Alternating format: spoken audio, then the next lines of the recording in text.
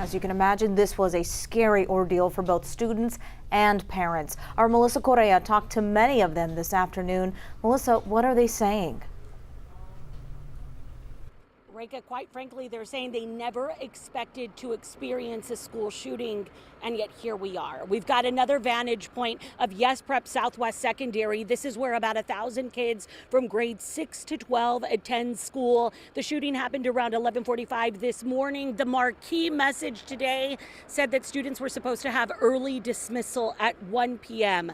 Teens tell me the shooting happened during their third period. The campus had also recently run through a school shooting drill, we're told. It's an important note as you hear from Rian, a 7th grader who walks us through her experience. She says she was working on an essay this morning when a police officer came to her classroom. We heard a police officer knock on the door and said to lock the door. So the teacher was like, "Oh, this is not a drill, this is not a drill." And we ran to the back and everybody was screaming and crying and stuff. We sat there, then a few minutes later, the police officer came back out and he's like, "Okay, well, it's okay to go." But then they sent us back inside.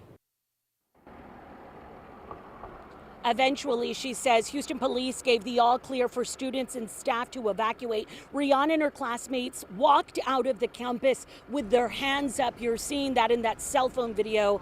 She described seeing the aftermath as the 13-year-old exited the school. Students like Rihanna tell me that they are in fact praying for this administrator, hoping that he can physically recover and work through today's experience. As I toss it back to you, Reka, these are the 13-year-old's words. She says she's thanking God for sparing the lives of all the students today. What life perspective from a 13-year-old 7th grader. Yeah, that is heartbreaking. You know, typically schools offer counselors and other help to students after incidents like this. I hope that's made available to those kids. Melissa, thank you so much.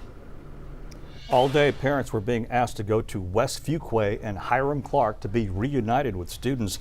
And that's where we find our Zach Talatari. Zach, we know those reunions were so emotional for parents and their kids.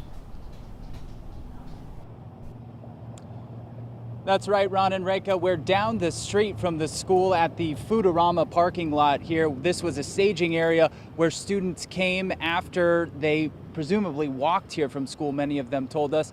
It was both a huge relief, but also just a heartbreaking scene to watch many of these students, preteens and teens, reuniting with their parents, falling into their arms and sobbing. We saw student after student just not letting go of their parents, siblings, family members.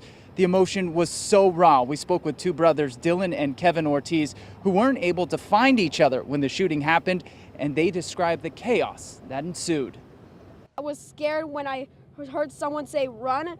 I was hiding for my life, and then I heard 4 gunshots. When I was about to exit the building, when the situation was over, I saw blood on the ground, a little bit.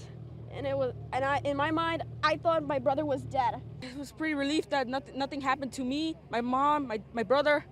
I just really relief just to see my mom happy again.